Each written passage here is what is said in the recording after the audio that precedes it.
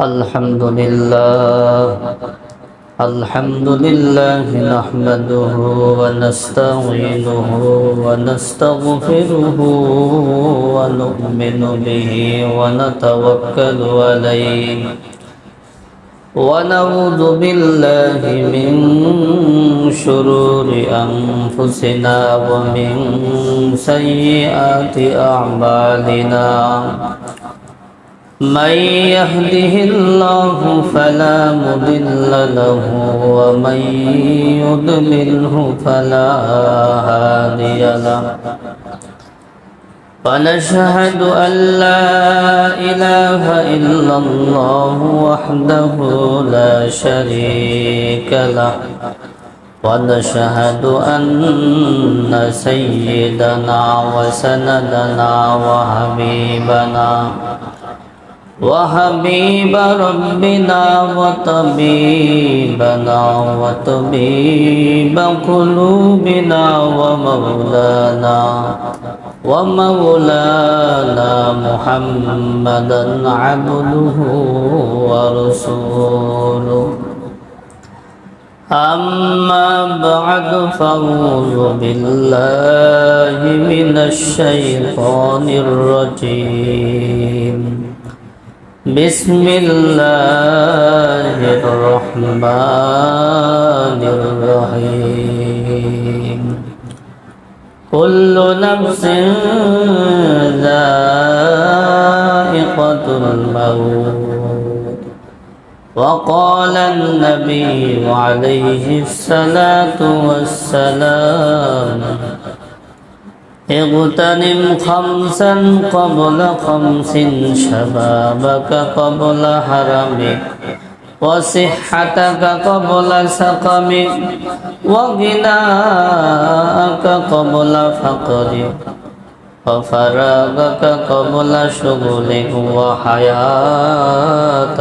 قبل موتك أو كما قال النبي عليه الصلاة والسلام तेरे सिवा महबूब हकीकी कोई नहीं है कोई नहीं तेरे सिवा मौजूद हकीकी कोई नहीं है कोई नहीं यादों में तेरे सबको बुला दो कोई ना मुझको याद रहे यादों में तेरे सबको बुला दो कोई ना मुझको याद रहे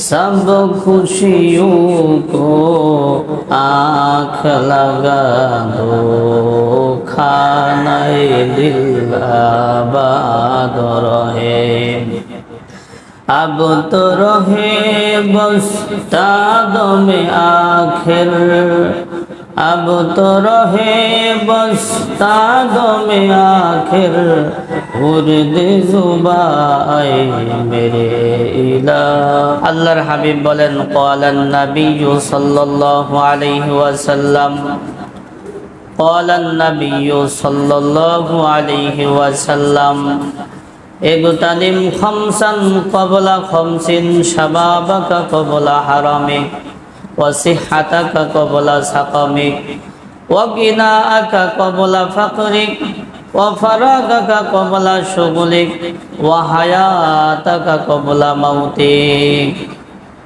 আল্লাহর হাবিব মুহাম্মদুর রাসূলুল্লাহ সাল্লাল্লাহু আলাইহি ওয়াসাল্লাম বলেন তোমরা পাঁচটি জিনিসের পূর্বে গনিমত মনে করো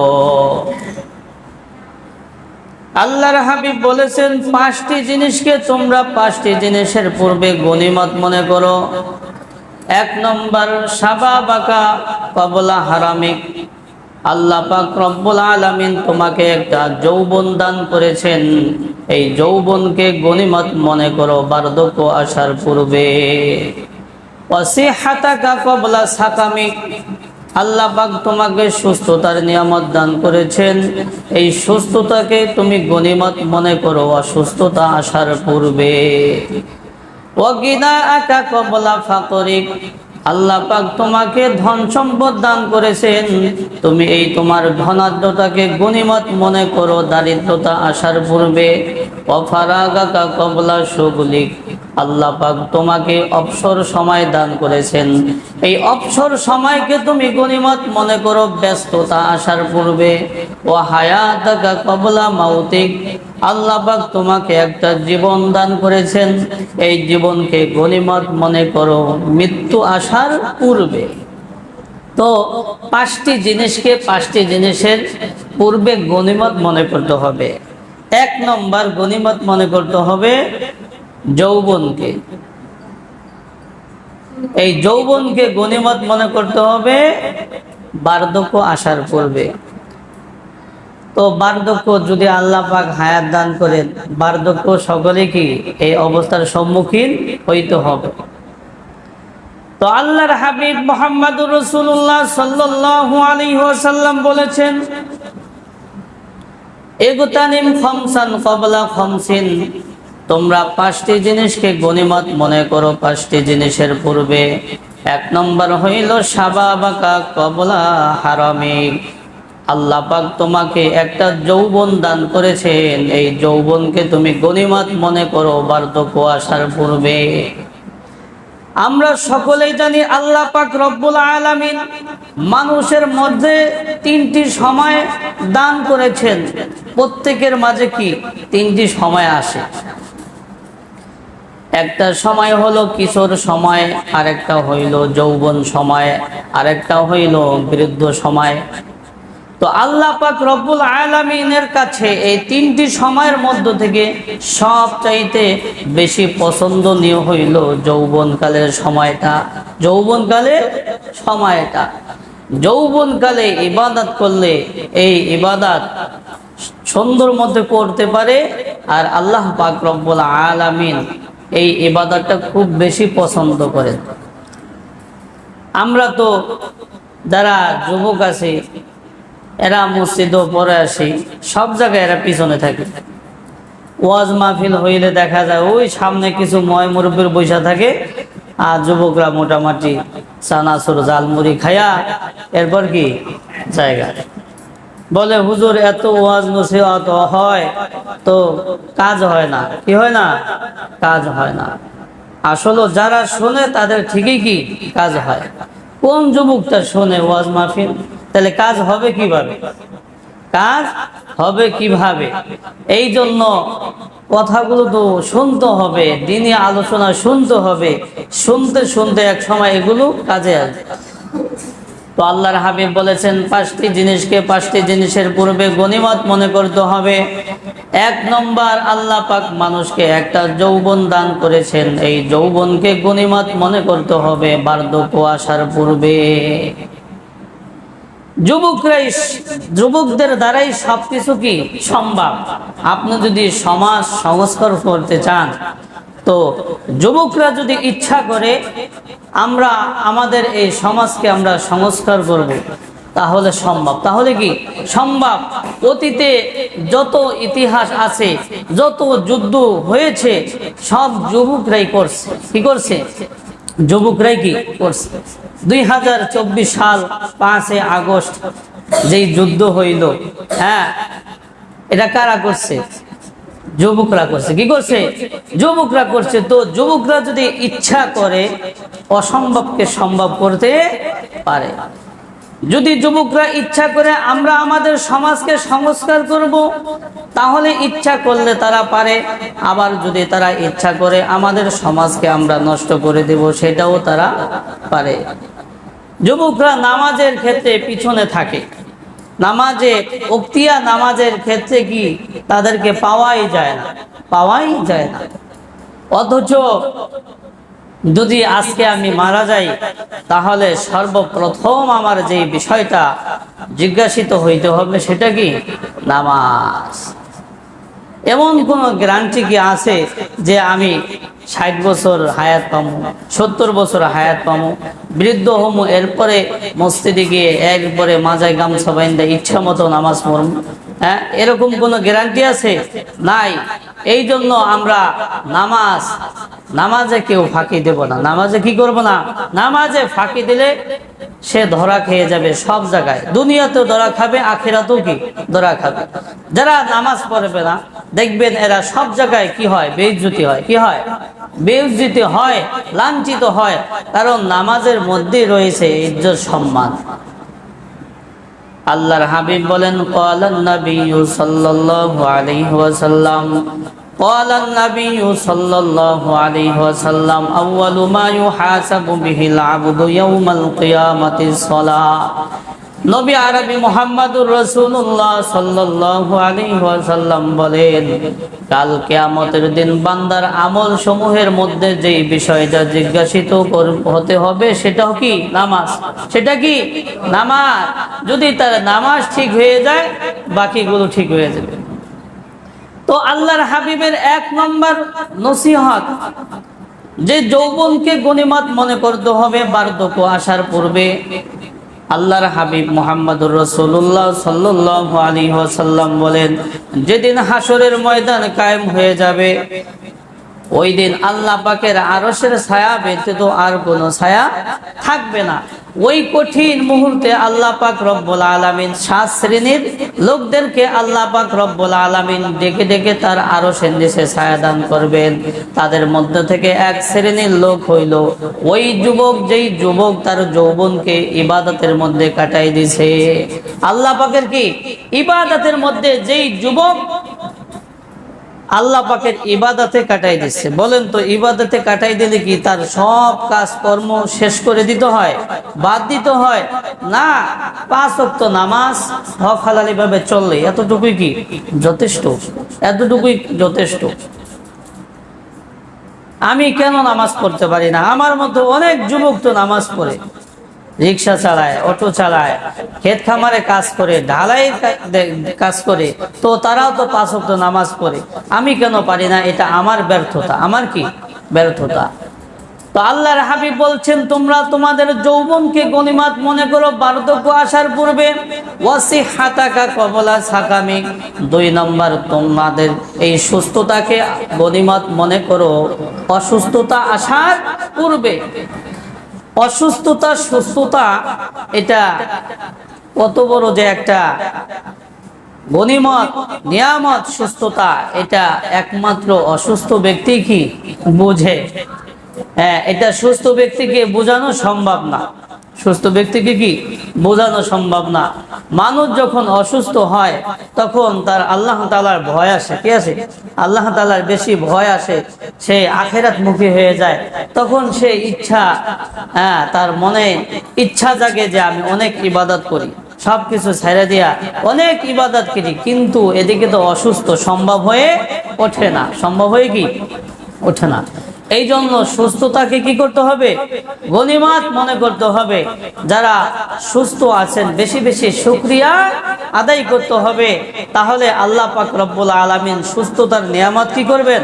আরো বাড়ায় দেবেন। আজকে শুকরিয়া মনে গেলে জবান থেকে বের হইতে চায় না। আল্লাহ পাক আমাকে সুস্থতার নিয়ামত দান করেছেন, এই আলহামদুলিল্লাহ এতটুকু আমার জবান দিয়ে কি হইতেছে না? বের হইতেছে না।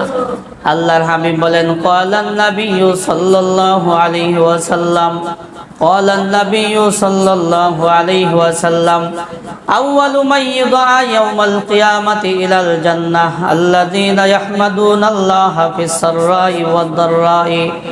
আল্লাহর হাবিব মুহাম্মদুর রাসূলুল্লাহ সাল্লাল্লাহু আলাইহি ওয়াসাল্লাম বলেন, আল্লাহ পাক রব্বুল আলামিন কাল কিয়ামতের দিন ওই সমস্ত বান্দাদেরকে সর্বপ্রথম জান্নাতের দিকে আহ্বান করবেন, জান্নাতের দিকে ডাকবেন। তারা কারা? আল্লাযীনা ইয়াহমাদুনাল্লাহা ফিস সাররাই ওয়াদ দাররাই, যারা সুখে দুঃখে, সচ্ছলতায় অসচ্ছলতায়, সর্ব অবস্থায় আল্লাহ তাআলার শুকরিয়া জ্ঞাপন করে। শুকরিয়া আদায় করতে হবে। শুকরিয়া আদায় করতে হবে। শুকরিয়া ওই সময় আমার মুখ দিয়ে বের হবে দুনিয়ার ক্ষেত্রে যখন নিম্ন স্তরের ব্যক্তিদের দিকে তাকাবো। যদি ওই অট্টালিকার দিকে, দালানের দিকে তাকাই, তাহলে আমার মুখ দিয়ে কোনোদিন আলহামদুলিল্লাহ বের হবে না। আমি যেই স্তরে আছি, আমার চাইতে নিম্ন স্তরের ব্যক্তিদের দিকে তাকাইলে অটোমেটিক আমার জবান দিয়ে আলহামদুলিল্লাহ বের হয়ে যাবে। আল্লাহ পাক তার চাইতে আমাকে অনেক ভালো রাখছেন। ওই যে শেখ সাদী রহমাতুল্লাহি আলাইহি জুতা ছিল না, মসজিদে নামাজ পড়তে গিয়েছেন, আল্লাহ তাআলার কাছে অনেক কাকুতি মিনতি করতেছেন, ইয়া রব্বুল আলামিন আমার টাকা পয়সা নাই, আমি কিভাবে জুতা কিনবো। যখন নামাজ পড়ে সে মসজিদ থেকে বের হলো, বের হয়ে দেখতে পেল একটা ব্যক্তির দুইটা পা নাই। কি নাই? পা নাই। আবার সে মসজিদে গিয়ে সিজদায় লুটিয়ে পড়ল, আল্লাহ রব্বুল আলামিনের কাছে শুকরিয়া আদায় করলো, ইয়া রব্বুল আলামিন আপনার কাছে আমার আর কোনো অভিযোগ নাই, আমাকে আল্লাহ পাক রব্বুল আলামিন দুইটা পা দিয়েছেন, আমি হাঁটতে পারতেছি, আলহামদুলিল্লাহ। এই আল্লাহ পাক যে একটা সুস্থ বডি দিয়েছেন, এটা যে কত বড় নিয়ামত আমি বুঝতে পারতেছি। কিছুদিন আগে এক যুবক ইন্তেকালের পূর্বে, ক্যান্সারে আক্রান্ত এক যুবক ইন্তেকালের পূর্বে ফেসবুকে স্ট্যাটাস দিয়েছিল যে হে দুনিয়ার মানুষ, আল্লাহ পাক যদি তোমাদেরকে একটা সুস্থ বডি দান করে, তাহলে আল্লাহ পাকের কাছে তোমরা আর কোনো অভিযোগ করিও না। তো সুস্থতা অসুস্থতা এটা কত বড় গনিমত ওই যুবক বুঝতে পারছে। এই জন্য আল্লাহর হাবিবের 2 নম্বর নসিহত, সিহাতাকা কবলা সাকামি, আল্লাহ পাক তোমাকে সুস্থতার নিয়ামত দান করেছেন, এই সুস্থতার নিয়ামতকে তুমি গনিমত মনে করে কাজে লাগাবে অসুস্থতা আসার পূর্বে। ও গিনা আকা কবলা ফাকরিক, আল্লাহ পাক তোমাকে ধন সম্পদ দান করেছেন, ধনাঢ্যতা নিয়ামত দান করেছেন, এটাকে গনিমত মনে করতে হবে দারিদ্রতা আসার পূর্বে। আজকে আমরা দান সৎকা করি না, কি করি না? ঠিক মতো জাকাত দেই না, হিসাব করে কি করি না? আমরা জাকাত দেই না। হ্যাঁ, জাকাতের অনেকগুলো অর্থ রয়েছে, তার মধ্য থেকে একটা অর্থ হইল আত-তাহারাত। কেন জাকাতকে তাহারাত, তাহারাত শব্দের অর্থ হইল পবিত্রতা। তাহারাত শব্দের অর্থ কি? পবিত্রতা। কেন জাকাতকে তাহারাত, পবিত্রতা বলা হয়? বলে কোনো ব্যক্তি যদি ঠিক মতো হিসাব করে জাকাত আদায় করে, জাকাত আদায় করার পরে তার যে অবশিষ্ট মাল থাকে, ওই মালগুলো পবিত্র হয়ে যায়। কি হয়ে যায়? পবিত্র হয়ে যায়। হ্যাঁ, আর যদি কেউ ঠিক মতো জাকাত আদায় না করে, তাহলে তার মালগুলো কেমন যেন নাপাক হয়ে গেল। জাকাতের আরেকটা অর্থ হইল আর নমাও, বৃদ্ধি পাওয়া। কেন জাকাতকে বৃদ্ধি পাওয়া বলা হয়? বলে কোনো ব্যক্তি যদি পুঙ্খানুভাবে হিসাব করে জাকাত আদায় করে, জাকাত আদায় করার পরে তার যে অবশিষ্ট মাল থাকে, এই মালগুলোর মধ্যে আল্লাহ তাআলা আরো বৃদ্ধি করে দেন। কি করে দেন? বৃদ্ধি করে দেন।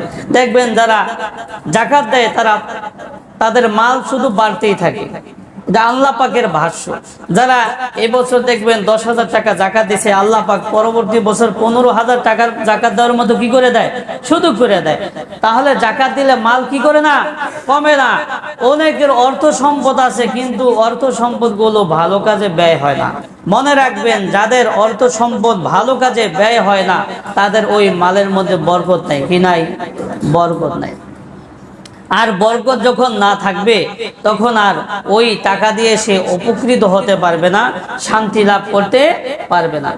একজনের অট্টালিকা, বিশাল বাড়ি রয়েছে, যদি ওই বাড়ির মধ্যে বরকত না থাকে, তাহলে ওই বাড়ির মধ্যে তার নিরাপত্তা থাকবে না। অনেক টাকা পয়সা রয়েছে, যদি টাকা পয়সার মধ্যে, রিজিকের মধ্যে বরকত না থাকে, এই টাকা পয়সা সে ভোগ করতে পারবে না। দেখবেন অনেক মানুষের অনেক টাকা পয়সা রয়েছে, কিন্তু তার এমন এমন কিছু রোগ হয়েছে, যে রোগের কারণে ডাক্তার বলে দিছে সে যদি বেঁচে থাকতে চায়, তাহলে এই খাবার খাইতে পারবে, আর কোনো খাবার খাইতে পারবে না। তাহলে তার অনেক টাকা পয়সা রয়েছে, কিন্তু ভোগ করতে পারলো না। কেন?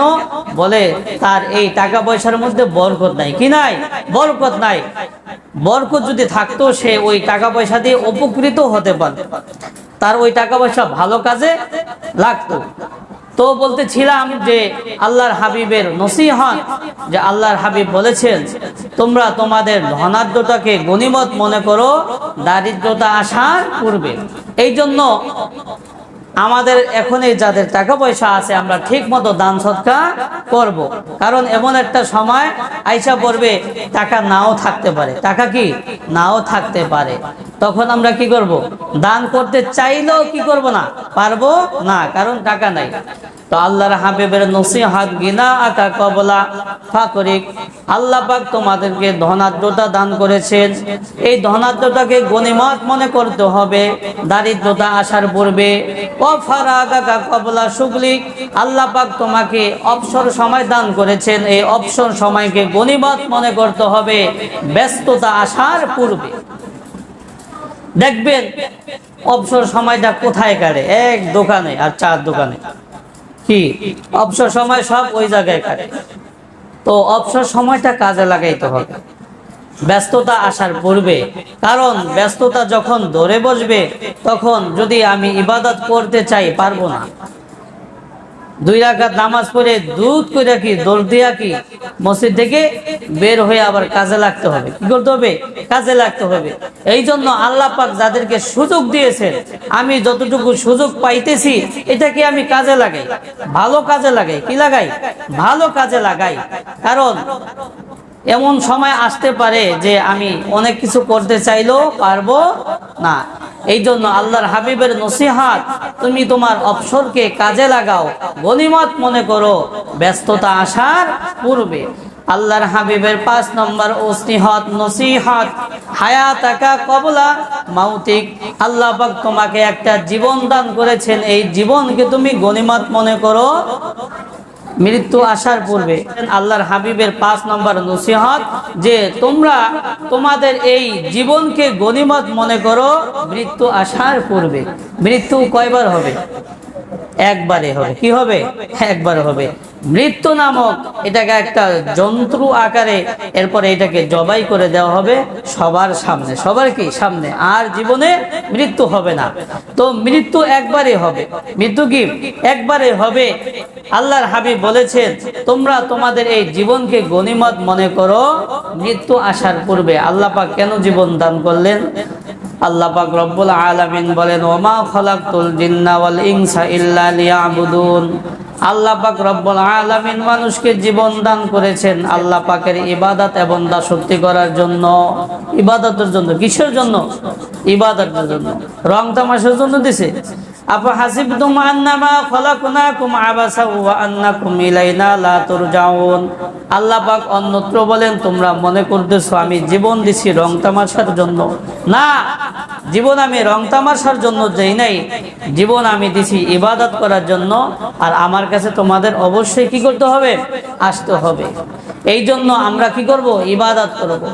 আল্লাযী খালাকাল মাউতা ওয়াল হায়াতা লিয়াবলুয়াকুম আইয়ুকুম আহসানু আমালা।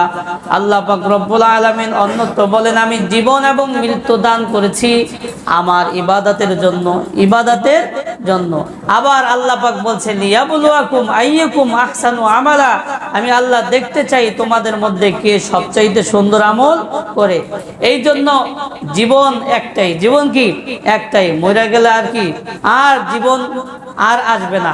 তো যারা নেক আমল করে যাবে না তারা আবার আল্লাহ তাআলার কাছে কাকুতি মিনতি করবে, ইয়া রব্বুল আলামিন আমাকে আবার কি করেন দুনিয়াতে পাঠান, এবার আমি ইবাদত করে আসব, আপনার হুকুম পালন করে আসব। কিন্তু আর সম্ভব? আর দ্বিতীয়বার কি অপশন নাই। এই অপশন শুধু একবারই। এই জন্য এই পরীক্ষায় যদি কেউ ফেল করে তাহলে তার সব কিছু কি হয়ে যাবে? শেষ হয়ে যাবে। এই জন্য আল্লাহ পাক রব্বুল আলামিন আমাদেরকে একটা জীবন দান করেছেন, এই জীবনটা আমরা কাজে লাগাবো। আমার দৈনন্দিন আমরা রুটিন করব, আমার দিনে সারা দিনে আমি কি কি কাজ করলাম, আজকে দিনে আমি কি কি ভালো কাজ করলাম, কি কি মন্দ কাজ করলাম। রাত্রিবেলা যখন বিছানায় যাব একটু চক্ষুটা বন্ধ করে কি করব? হিসাব নিকাশ মিলাবো যে আজকে সারা দিনে আমার ভালো কাজ কি কি হয়েছে, ভালো কাজ কি কি হয়েছে। তো আল্লাহর হাবিবের নসিহত যে পাঁচটি জিনিসকে পাঁচটি জিনিসের পূর্বে কি করতে হবে? গনিমত মনে করতে হবে। 1 নম্বর, যৌবনকে গনিমত মনে করতে হবে বার্ধক্য আসার পূর্বে। 2 নম্বর, সুস্থতাকে গনিমত মনে করতে হবে অসুস্থতা আসার পূর্বে। 3 নম্বর, ধনাঢ্যতাকে গনিমত মনে করতে হবে দারিদ্রতা আসার পূর্বে। 4 নম্বর, অবসর সময়কে গনিমত মনে করতে হবে বার্ধক্য আসার পূর্বে। 5 নম্বর, এই জীবনকে গনিমত মনে করতে হবে মৃত্যু আসার পূর্বে। আমরা সকলে 5 ওয়াক্ত নামাজ মসজিদে এসে আদায় করব। 5 ওয়াক্ত নামাজ। তো অনেকেই আমরা নামাজ কিভাবে পড়ব শেখার কোনো আগ্রহ কি নাই। অনেকে একামতটা এখন পর্যন্ত দিতে পারি না। এটা নিজের কাছে একটু খারাপ লাগার কথা। খারাপ লাগে না, খারাপ কি লাগে না, একামতটা সুন্দর করে দিতে পারি না, একামত দেওয়ার মতো সাহসই করি না। কি করি না? সাহসই করি না। তো আমরা 5 ওয়াক্ত নামাজ মসজিদে এসে আদায় করব। জুমার নামাজ যেমন ফরজ, 5 ওয়াক্ত নামাজও কি ওইভাবেই কি ফরজ। তো 5 ওয়াক্ত নামাজ আমরা সকলেই মসজিদে এসে আদায় করব। নামাজগুলোর নিয়ত আমরা কিভাবে করব? আমরা সুন্নাত, ফরজ এবং সুন্নাত নামাজ একটু ব্যতিক্রম আছে। ফরজ নামাজ 2 রাকাত বিশিষ্ট, 4 রাকাত বিশিষ্ট, 3 রাকাত বিশিষ্ট। তো 2 রাকাত বিশিষ্ট ফরজ নামাজে তো দোনো রাকাতে কি করতে হবে? সূরা মিলাইতে হবে। মনে রাখবেন, ফরজ 2 রাকাত হোক, 3 রাকাত হোক, 4 রাকাত হোক, ফরজের সব সময় প্রথম 2 রাকাতেই সূরা মিলাইতে হয়। কি করতে হয়? প্রথম 2 রাকাতেই সূরা মিলাইতে হয়। আর বাকি রাকাতগুলোতে সূরা মিলাইতে হয় না, শুধু সূরা ফাতিহা পড়তে হয়।